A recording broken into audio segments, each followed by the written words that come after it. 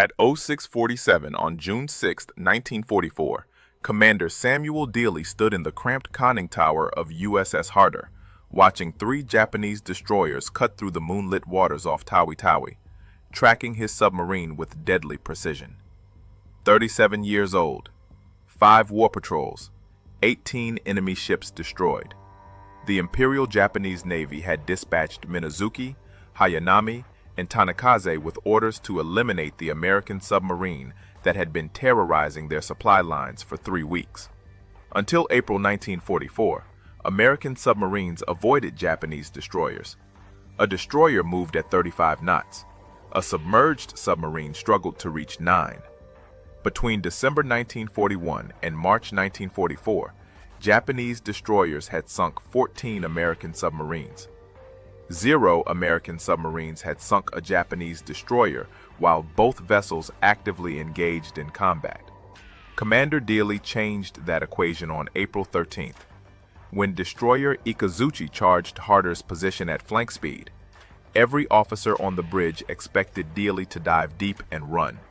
Instead, he ordered flank speed ahead, straight at the destroyer. At 900 yards, Harder fired 4 torpedoes in a spread pattern. 2 torpedoes struck amidships. The destroyer exploded and sank in 5 minutes. Dealey's radio report became famous throughout the Pacific Submarine Force. Expended 4 torpedoes and 1 Jap destroyer. Admiral Soimu Toyota, commander-in-chief of the Japanese Combined Fleet, didn't find it amusing. Between January and May 1944, Japan had lost 23 destroyers. Operation Ago, the plan to destroy the American invasion fleet at the Philippines, required precise coordination. Losing destroyers to submarine attacks disrupted everything. By late May, Toyota had concentrated the mobile fleet at Tawi-Tawi anchorage. 4 battleships including Yamato, 9 carriers, 15 cruisers, 28 destroyers. The largest concentration of Japanese naval power since Midway. American codebreakers knew they were coming. Admiral Charles Lockwood sent Harder to patrol the waters around Tawi-Tawi and attack targets of opportunity. For 9 days, Harder operated undetected. Then, on June 6th at 0300, a Japanese patrol plane spotted Harder's periscope wake 15 miles north of Tawi-Tawi. 3 destroyers responded immediately. If you want to see how Dealey's aggressive tactics turned out against 3 destroyers hunting him simultaneously, please hit that like button. It helps us share more forgotten stories about the submarines that changed naval warfare. Please subscribe. Back to Dealey. Commander Dealey studied the lead destroyer through his periscope. Minazuki, 1,250 tons, 4 5-inch guns. She was closing fast, zigzagging to avoid torpedo attacks. Behind her, 2 more destroyers spread out in a search pattern, boxing Harder into a kill zone. Dealey swung Harder's bow directly at Minazuki. Range, 1,100 yards. Time to collision, 96 seconds. Every man in Harder's conning tower knew what down the throat meant. You fire torpedoes straight at an attacking destroyer's bow, then dive beneath her keel. If your torpedoes miss, the destroyer drops depth charges directly on your position. If you dive too late, the destroyer rams you. At 750 yards, Dealey fired 3 torpedoes. Take her down, 300 feet. Harder's bow dropped at a 30-degree angle. 40 seconds after firing, 2 explosions shook Harder so violently that light fixtures shattered. Then a 3rd explosion lifted Harder's stern 6 feet before slamming back down. Dealey climbed to periscope depth. Where Minazuki had been, he saw debris and an oil slick. The destroyer had broken in half and was sinking. The other 2 destroyers were racing away, dropping depth charges at random. Admiral Toyota received the news at 0900. He ordered 6 more destroyers to find the submarine. By noon, Japanese patrol planes were searching every 20 minutes. But Dealey wasn't finished hunting. June 7th, 0230. Harder surfaced to recharge batteries. The night was pitch black. No moon, heavy cloud cover. Perfect conditions. At 0312, radar contact. Single ship, bearing 095, range 8,000 yards, closing fast. The contact was moving at 28 knots. Definitely a destroyer. Destroyer Hayanami, 1,700 tons, had been searching for American submarines since 0100. Her captain, Commander Hideo Kuboki, had received orders to return to base at 0300. He was exhausted. Nobody expected an American submarine to attack on the surface at night. Dealey ordered flank speed. Harder's diesel engines pushed the submarine to 21 knots. He was closing the range deliberately. Get inside the destroyer's radar detection range before they spotted you. At 4,000 yards, Hayanami's radar operator picked up a surface contact. Small, moving fast. Probably another destroyer returning to base. At 3,000 yards, Kuboki realized his mistake. American submarine. He ordered flank speed and turned to ram. Too late. At 2,300 yards, Dealey fired 4 torpedoes. 2 struck Hayanami's starboard side near the aft magazine. The explosion tore the destroyer's stern completely off. The ship rolled 90 degrees, her propellers still spinning as she went under stern first. Kuboki and 147 sailors died. Dealey submerged immediately. Japanese patrol planes would arrive within minutes.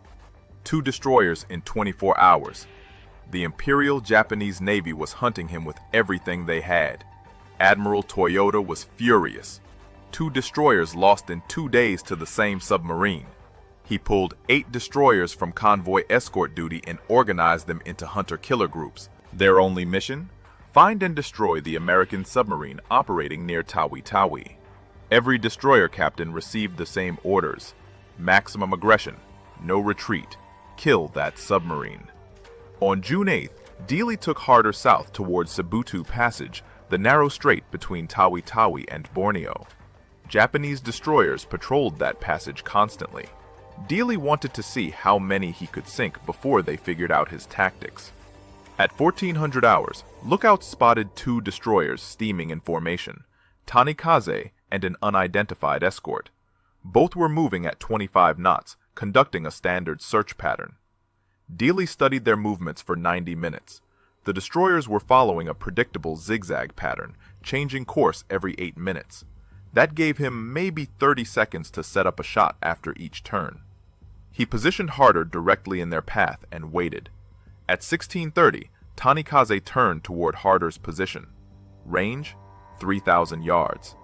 Dealey let her close. 2,500 yards. 2,000. 1,500. At 1,200 yards, he fired 4 torpedoes at 17-second intervals. The first torpedo missed. The second struck Tanikaze near the bridge. The third hit the forward magazine. The explosion was so massive that Harder's crew heard it clearly underwater, even with the hatches sealed. Tanikaze's bow section separated from the main hull. Both pieces sank within 3 minutes. The escort destroyer immediately turned and charged Harder's position, dropping depth charges as she came. Dealey took Harder deep. 400 feet. The depth charges exploded overhead, shaking the submarine violently but causing no serious damage. After 40 minutes, the destroyer gave up and withdrew. 3 destroyers in 3 days. Admiral Toyota was about to make a decision that would change the entire course of the Battle of the Philippine Sea. But first, Dealey had one more destroyer to sink. And this time, he was going to do it in broad daylight, with 2 Japanese destroyers watching. June 9th, 0500. Dealey took Harder to periscope depth, 12 miles southwest of Tawi-Tawi. What he saw made every man in the conning tower hold their breath. Dead ahead, 4 Japanese destroyers steaming in line abreast formation, actively searching for submarines. Their sonar was pinging so loud, Harder's sound operator could hear it without headphones. Dealey had 8 torpedoes remaining. 4 destroyers meant he'd get maybe 2 shots before they overwhelmed him. He studied their formation through the periscope. The lead destroyer was zigzagging aggressively. The second was maintaining a steady course. That was his target. At 0612, the second destroyer turned directly toward Harder's position. Range, 4,000 yards. Dealey waited. 3,000. 2,500. At 1,800 yards, He fired 3 torpedoes. All 3 struck the destroyer's port side within 5 seconds of each other. The ship exploded so violently that debris flew 300 feet into the air. She rolled over and sank in 90 seconds. The other 3 destroyers immediately converged on Harder's position. Dealey took her deep, 500 feet. Depth charges began exploding overhead. 23 in the first 10 minutes. The lights went out. Emergency lighting kicked in. Hull plates groaned under the pressure. A pipe burst in the forward torpedo room, spraying seawater across the deck. Harder's crew worked in silence, repairing damage while depth charges continued to detonate around them. After 2 hours, the destroyers withdrew. Dealey climbed to periscope depth. The destroyers were gone. 4 enemy warships sunk in 4 days. But Dealey wasn't thinking about his success.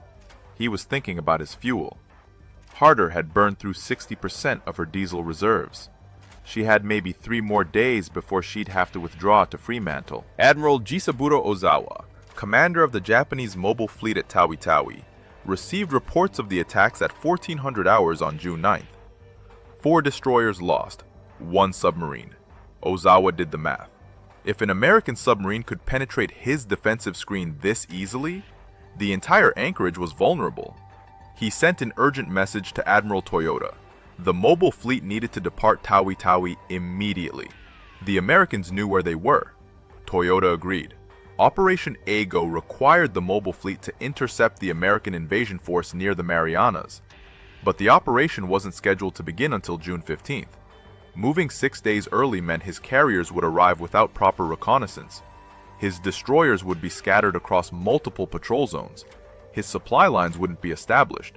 But staying at Tawi-Tawi with an American submarine hunting his destroyers was suicide. On June 10th at 0800, the Japanese mobile fleet departed Tawi-Tawi. 4 battleships, 9 carriers, 15 cruisers, 24 destroyers, heading northeast toward the Philippine Sea. American codebreakers intercepted the movement orders within hours. Admiral Raymond Spruance, commander of the 5th Fleet, adjusted his battle plans accordingly. The early departure gave American carriers an extra day to position themselves for what would become the Battle of the Philippine Sea. Dealey knew none of this.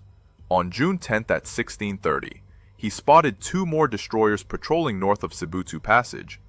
Both were moving at high speed, conducting an aggressive search pattern. Dealey had 5 torpedoes remaining, enough for 1 more attack. At 17:15, he fired 3 torpedoes at the lead destroyer. 1 struck near the bow. The destroyer slowed but didn't sink. The second destroyer immediately charged Harder's position. Dealey fired his last 2 torpedoes. Both missed. He had no torpedoes left, no way to defend himself, and a Japanese destroyer bearing down on his position at 32 knots. Dealey ordered emergency deep. Harder's diving planes bit hard, pushing the submarine down at maximum angle. 300 feet, 400, 500. The destroyer passed directly overhead, her propellers churning the water so loudly that Harder's crew could hear the blades through the hull. Then silence. The destroyer was circling back. Dealey knew the pattern. The destroyer would make multiple passes, dropping depth charges on each run until either the submarine surfaced or imploded. Harder had no torpedoes to fight back, no way to damage the destroyer.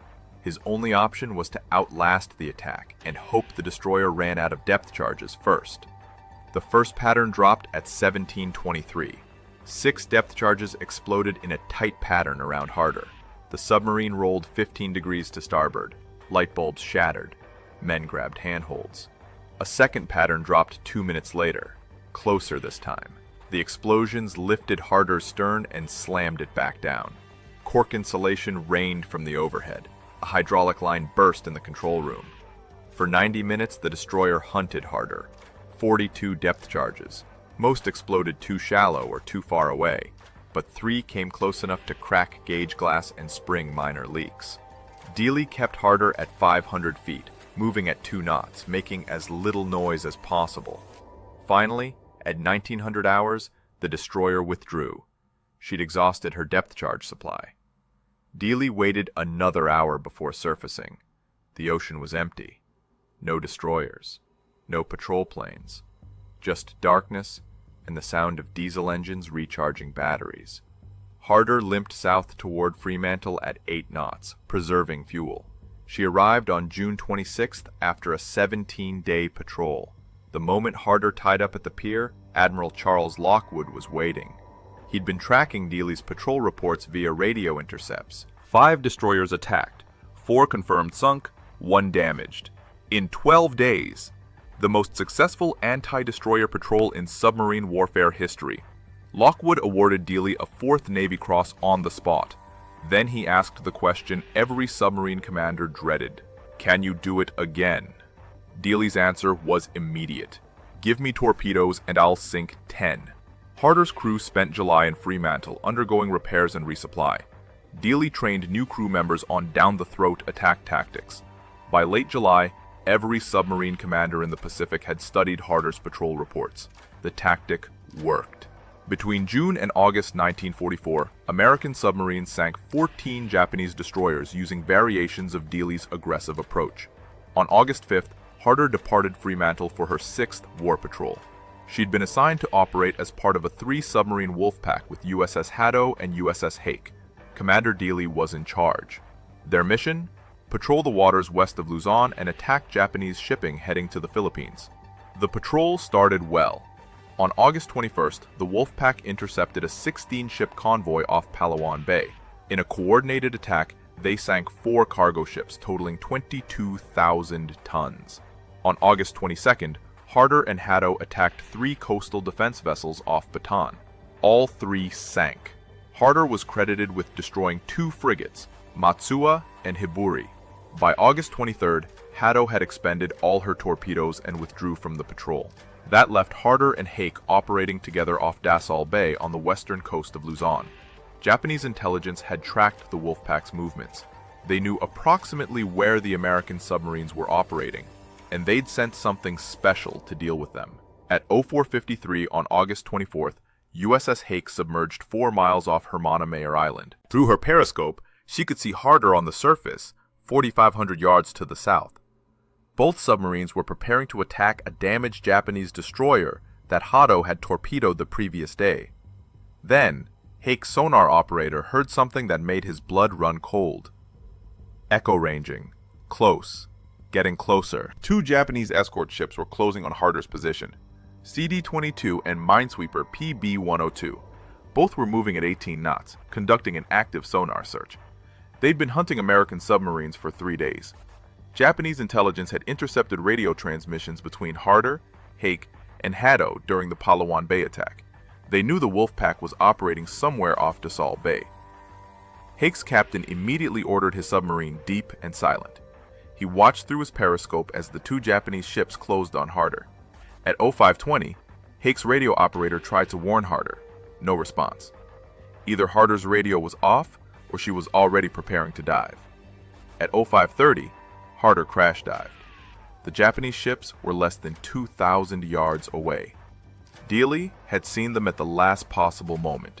He took Harder down fast, ordering flank speed and maximum dive angle. The submarine descended at 35 degrees, her diesel engine still running as she submerged, leaving a massive bubble trail on the surface that pinpointed her exact location. CD-22 sonar operator had a perfect contact. Range, 1,200 yards. Depth, approximately 200 feet. Still diving. The escort ship's captain ordered an immediate depth charge attack. At 05:47, CD-22 made her first pass over Harder's position and dropped a full pattern of depth charges set to detonate at 250 feet. The explosions bracketed Harder perfectly. At least 3 detonated within 50 feet of her hull. The submarine's pressure hull cracked near the after torpedo room. Seawater flooded in at tremendous pressure. Harder's stern flooded completely within 90 seconds. The submarine's bow rose sharply as the stern dragged her down. Dealey ordered all ballast blown. Emergency surface. The compressed air system fought against the flooding, but there was too much water in the stern compartments. Harder couldn't reach the surface. At 05:52, CD-22 made a second depth charge run. This pattern hit even closer. The explosions ruptured Harder's main pressure hull in multiple locations. The control room flooded. All electrical power failed. Emergency lighting went dark. At 600 feet, well below her maximum operating depth, Harder's hull began to implode. Bulkheads collapsed under pressure. Compartments crushed like tin cans. The submarine was gone in less than 3 minutes from the first depth charge impact. At 0600, CD-22 and PB-102 reported a successful kill. Large quantities of oil, wood debris, and cork floated to the surface. The Japanese ships circled the area for 2 hours, dropping additional depth charges to ensure the submarine was destroyed. They recovered no survivors. All 79 men aboard Harder died. Commander Samuel Dealey, radioman Calvin Bull, who'd earned a Bronze Star for the destroyer kills in June. Every officer and sailor who'd helped make Harder the most feared submarine in the Pacific. USS Hake remained submerged until nightfall. Her captain filed a contact report describing Harder's loss. The message reached Admiral Lockwood at 0800 on August 25th. Lockwood immediately suspended all submarine operations in the Dassel Bay area and ordered every boat to withdraw to safer waters. The news reached the United States in early September. The Navy Department announced that USS Harder was presumed lost with all hands. No additional details were provided. Submarine operations were classified. The American public wouldn't learn the full story of Harder's 5th Patrol until after the war ended. But the Japanese knew. Admiral Toyota received the report on August 26th. The submarine that had terrorized his destroyer fleet for 3 months was finally gone. He ordered a commendation for CD-22's crew. What Toyota didn't know was how much damage Dealey had already done, and how his 4 days in June had changed everything. The Battle of the Philippine Sea began on June 19, 1944, 9 days after Harder sank her 4th destroyer off Tawi-Tawi. Admiral Ozawa's mobile fleet engaged Admiral Spruance's 5th Fleet in what would become the largest carrier battle in history. 15 American carriers faced 9 Japanese carriers. 900 American aircraft against 430 Japanese aircraft. The battle lasted 2 days. American pilots shot down 376 Japanese aircraft, while losing only 30 of their own. American pilots called it the Great Marianas Turkey Shoot. 3 Japanese carriers sank: Taiho, Shokaku, Hio. 2 battleships damaged. 1 cruiser sunk. The Imperial Japanese Navy lost 75% of its carrier air groups and would never recover. But the battle might have gone differently if Admiral Ozawa had arrived on schedule. His original plan called for the mobile fleet to depart Tawi-Tawi on June 15th. That would have given his reconnaissance planes 4 days to locate the American fleet before the battle began. His carriers would have been fully supplied, his destroyer screens properly organized, his battle plan coordinated with land-based aircraft from the Philippines. Instead, Harder forced him to leave 6 days early. Ozawa arrived in the Philippine Sea on June 14th with his fleet scattered across 200 miles of ocean. His reconnaissance aircraft had burned through their fuel reserves during the early departure and couldn't conduct proper searches. His destroyers were still regrouping from anti-submarine patrols around Tawi-Tawi, and his supply ships were 3 days behind schedule. When American carrier aircraft found Ozawa's fleet on June 19th, his carriers were still launching aircraft. His combat air patrol was undermanned.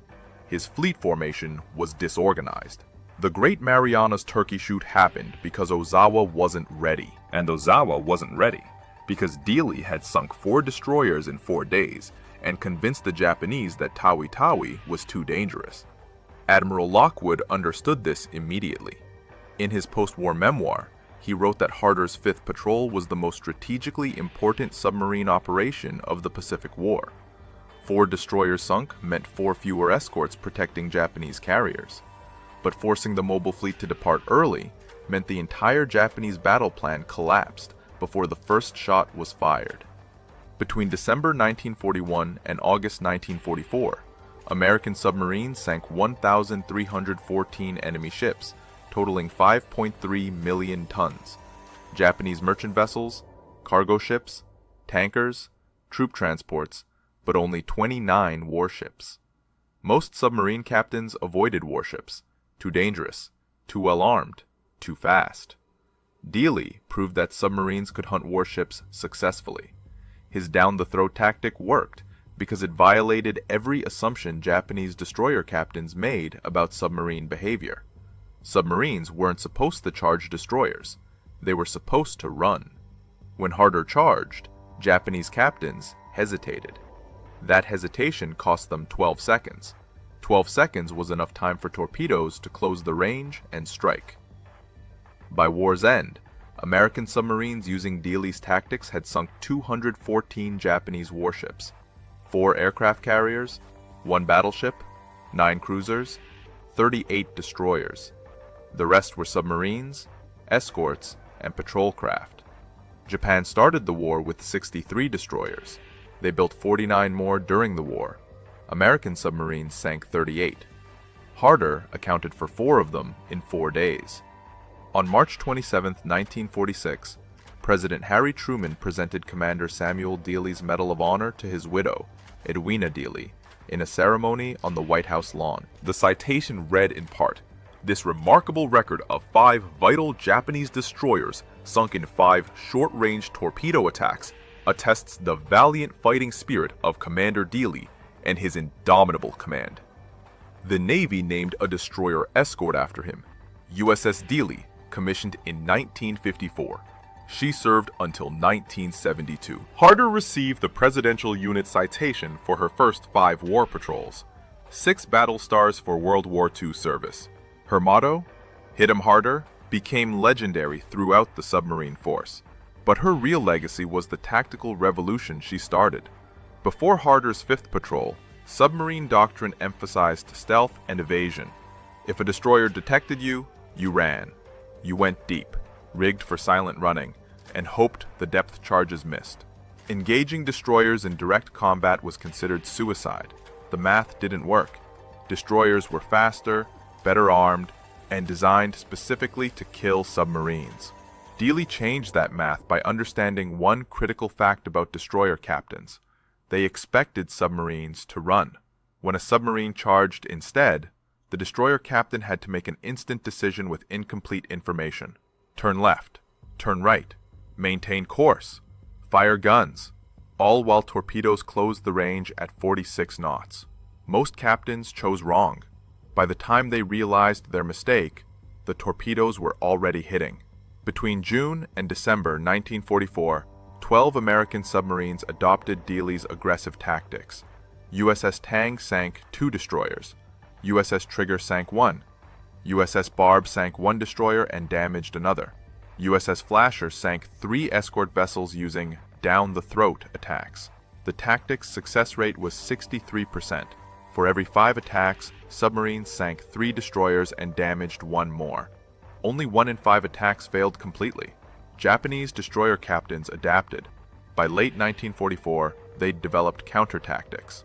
When a submarine charged, destroyers would turn away and circle back, forcing the submarine to expose her broadside to torpedo attacks from other destroyers in the formation. Or they'd slow down deliberately, letting the torpedoes pass ahead while closing for a ram. The tactic still worked, but the success rate dropped to 40%. American submarine losses increased. Between August and December 1944, 9 submarines were lost to destroyer attacks. Tang sank on October 24th, when her own torpedo circled back and hit her. Harder went down on August 24th. Darter ran aground on October 23rd while pursuing a destroyer. But even with higher losses, submarines were sinking more enemy ships than ever before. The aggressive tactics worked. Admiral Lockwood faced a difficult choice. Recall all submarines and return to defensive tactics, or accept higher losses in exchange for destroying Japan's convoy system completely. He chose aggression. Between January and August 1945, American submarines operating under aggressive patrol doctrines sank 437 Japanese merchant ships and 53 warships. By August, Japan had less than 25% of the merchant tonnage it started the war with. The home islands were starving. Factories were shut down for lack of raw materials. The Imperial Japanese Navy couldn't fuel its remaining ships. Dealey never saw any of this. He died 3 months after his greatest victory. killed by the same type of escort ship he'd spent a year learning to destroy. But his tactics continued. Every submarine commander in the Pacific studied Harder's patrol reports. Every attack plan referenced the down-the-throat doctrine. Every torpedo solution included calculations for charging destroyers. On May 22, 2024, 80 years after she sank, an underwater exploration team led by Tim Taylor and the Lost 52 Project discovered Harder's wreck in the South China Sea. She sits upright on the seafloor at a depth of 3,750 feet, 12 miles west of Dassault Bay, where she made her last dive. Her pressure hull remains mostly intact, except for depth charge damage near the conning tower. The wreck is a protected war grave. No salvage operations are permitted. But finding Harder meant something more than locating a shipwreck. It meant bringing closure to families who'd waited 80 years for answers. And it meant honoring 79 men who changed naval warfare forever. Today, Harder's story lives on in unexpected ways. At the United States Naval Academy in Annapolis, Maryland, submarine tactics instructors still teach the down-the-throat attack as a case study in aggressive warfare. Not because modern submarines use the same tactic. Modern torpedoes are wire-guided and don't require close-range attacks, but because Dealey's approach demonstrates a fundamental principle. When your enemy expects you to run, charging often works better than hiding. The Naval History and Heritage Command maintains Harder's complete patrol reports in their archives. Every radio message, every torpedo firing solution, every depth charge attack. Researchers studying submarine warfare in the Pacific can trace exactly how Dealey developed his tactics across 6 war patrols. His reports show a commander who learned from every encounter, refined his approach constantly, and never stopped looking for ways to sink more enemy ships. Commander Dealey's grave is at Arlington National Cemetery in Section 59, grave 874. His headstone lists his rank, his dates of service, and one line: Medal of Honor, Destroyer Killer.